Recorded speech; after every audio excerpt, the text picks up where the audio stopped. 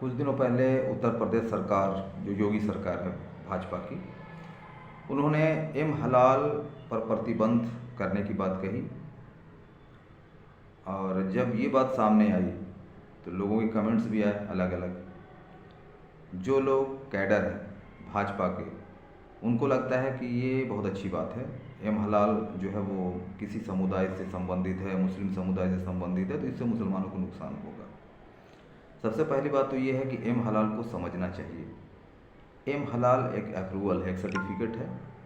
और middle east के कुछ देश हैं जो इसे प्रोवाइड कराते हैं, और उसी तरह हमारे देश में भी कुछ संस्थाएं हैं जो एम हलाल सर्टिफिकेशन जो है प्रोवाइड कराते हैं।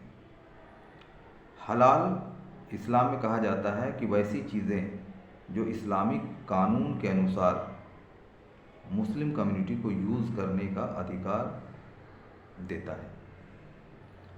जिस तरह से अगर चिकन की बात की जाए तो मुस्लिम कम्युनिटी के लोग वो चिकन यूज़ कर सकते हैं जिसे ज़बह किया गया हो। ज़बह कहा जाता है जिसे डायरेक्ट नहीं उड़ा दिया जाता हो।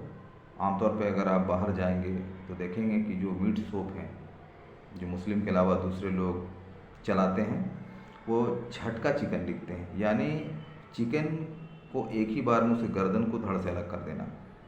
लेकिन इस्लामिक रूल में क्या है कि चिकन को धीरे धीरे ज़बह करना है, उसके नसों को काटना है, ब्लड को बहने देना है। इसका साइंटिफिक रीज़न है कि अगर हम किसी भी चिकन को एक बार में उसके गर्दन को धड़ से अलग कर देते हैं तो उसके अंदर जो भी खराबियां हैं, जो टॉक्सिन्स हैं, वो ब्लड के साथ अंदर ही रह जाते हैं, वो बाहर नहीं निकलते हैं। और उस चिकन को जब हम यूज़ करते हैं तो वो सारे टॉक्सिन, वो सारी गंदगी जो बीमारियों के कारण हैं वो हमारे अंदर आ जाते हैं। तो इससे क्या है कि हम भी बीमार होने के मोड़ पे आ जाते हैं, कागार पे आ जाते हैं। लेकिन जब उसे ज़बह कर दिया जाता है तो ब्लड के साथ साथ वो सारे टॉक्सिन बाहर निकल जाते हैं, इससे हम बच जाते हैं। ये एक साइंटिफिक रीज़न है और इस्लामिक लॉ भी है। उसी तरह बहुत सारी चीज़ें जो है वो मना किया गया है, जिसे अगर मटन हम यूज़ करते हैं तो ठीक है, लेकिन बहुत सारे लोग जैसे है क्रिश्चियन सोसाइटी के लोग हैं, वो पिग यूज़ करते हैं, लेकिन इस्लाम में हराम है। मशरूम इस्लाम में हराम है।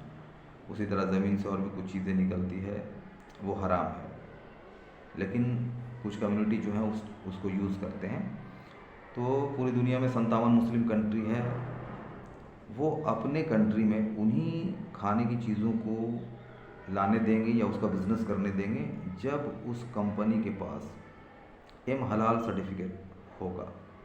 कुछ दिनों पहले KFC के बारे में देखा गया था, उसे चेक किया गया था, क्योंकि KFC का अप्रूवल जो है वो 1 साल पुराना था, उसे रिन्यूअल कराने की ज़रूरत थी, उसे रोका गया था।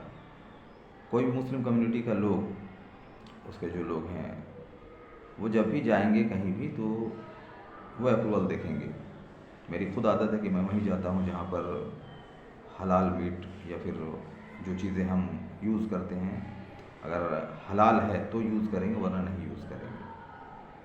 तो ऐसी बात नहीं है कि सिर्फ मुस्लिम कम्युनिटी इससे फ़ायदा उठाते हैं। दूसरी बात यह है कि जो लोग बिज़नेस कर रहे हैं, अगर भारत की बात की जाए तो जो बड़े बड़े एक्सपोर्टर हैं मीट के, वो नॉन मुस्लिम हैं। अगर उनके पास एम हलाल नहीं होगा तो वो एक्सपोर्ट नहीं कर पाएंगे, मिडिल ईस्ट में एक्सपोर्ट नहीं कर पाएंगे, तो उनका बिज़नेस इफ़ेक्ट पड़ेगा, प्रभावित होंगे। जो करेंसी, फॉरेन करेंसी आ रहे हैं वो नहीं आएंगे। उससे रिलेटेड बहुत सारे लोग जो है वर्कर हैं, उनकी नौकरियां चली जाएगी। तो इससे नुकसान ऐसा नहीं कि सिर्फ मुस्लिम कम्युनिटी को है, बल्कि हर वो कम्युनिटी को नुकसान है जो लोग इसके बिज़नेस को कर रहे हैं। इसीलिए बेहतर है कि लोगों को भी समझना चाहिए कि एम हलाल क्या है और क्यों इसे किया जाता है या क्यों इसे देखा जाता है। ये आसान है, लोग समझने की कोशिश करें ताकि एक बैलेंस बैठाया जा सके बिज़नेस पे और लोगों को ज़्यादा नुकसान ना हो। जय हिंद, जय भारत।